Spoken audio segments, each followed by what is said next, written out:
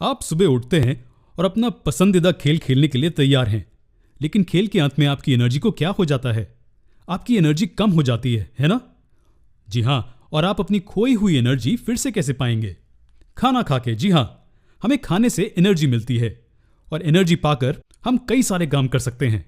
Animals में खाना energy provide करता है, लेकिन प्लांट्स को एनर्जी कैसे मिलती है?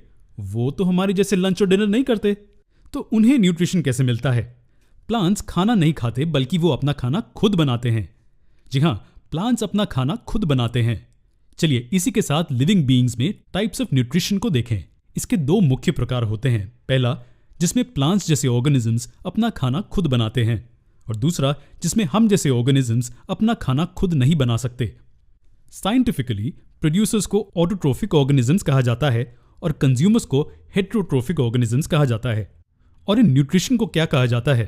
इन्हें ऑटोट्रोफिक न्यूट्रिशन और हेटेरोट्रोफिक न्यूट्रिशन कहा जाता है। चलिए इन्हें डिटेल में देखते हैं। चलिए पहले ऑटोट्रोफिक न्यूट्रिशन से शुरू करते हैं।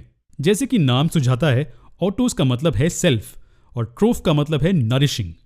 तो जो भी ऑर्गेनिजम्स अपना खाना खुद बना सकते हैं वो इस कैटेगरी में आते हैं। लेकिन ये अपना खाना कैसे बनाते हैं? ये फोटोसिंथेसिस नामक एक अद्भुत प्रोसेस से होता है।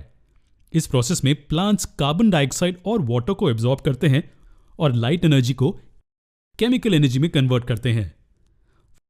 फोटोसिंथेसिस हरी पत्तियों में मौजूद क्लोरोप्लास्ट में होता है। यहां कार्बन डाइऑक्साइड ग्लूकोज में कन्वर्ट किया जाता है। इस प्रोसेस को ऐसे भी लिखा जा सकता है, यानी कि कार्बन डाइऑक्साइड को कार्बोहाइड्रेट में कन्वर्ट किया जाता है। वो इसलिए क्योंकि ग्लूकोज और कुछ नहीं बल्कि कार्बोहाइड्रेट है। ये सनलाइट और पानी की मौजूदगी में होता है। एब्जॉर्ब की गई सनलाइट वाटर मॉलिक्यूल को तोड़ने में मदद करती है। इस वजह से रिएक्शंस की एक लड़ी लग जाती है जिसमें प्लांट कार्बोहाइड्रेट को सिंथेसाइज करता है। हालांकि सभी प्लांट्स में इन चीजों के होने का क्रम ऐसा नहीं होता। वो इसलिए क्योंकि आसपास की परिस्थितियां बदलती रहती हैं। फॉर एग्जाम्पल, रेगिस्तान में मौजूद प्लांट्स ज्यादातर रात को कार्बन डाइऑक्साइड लेते हैं, लेकिन सनलाइट की गैर मौजूदगी में वे फोटोसिंथेसाइज नहीं कर पाते। इसलिए वे इंटरमीडिएट कंपाउंड्स बना देते हैं जिन्हें दिन के समय प्रोसेस किया जा सके। तो फोटोसिंथेसिस के लिए सबसे जरूरी चीजें क्या होती हैं? वो होती हैं कार्बन डाइऑक्साइड, वाटर, सनलाइट और सबसे जरूरी क्लोरोफिल। जी हाँ, क्लोरोप्लास्ट में मौजूद क्लोरोफिल पिगमेंट फोटोसिंथेसिस में अहम भूमिका निभाता है। इसमें रिएक्शन सेंटर्स मौजूद होते हैं जो लाइट को एब्जॉर्ब कर सकते हैं। ये रिएक्शंस की लड़ी लगा देता है और फिर उन्हें कंप्लीट करता है। क्लोरोफिल के अलावा एक और महत्वपूर्ण चीज है स्टोमाटा।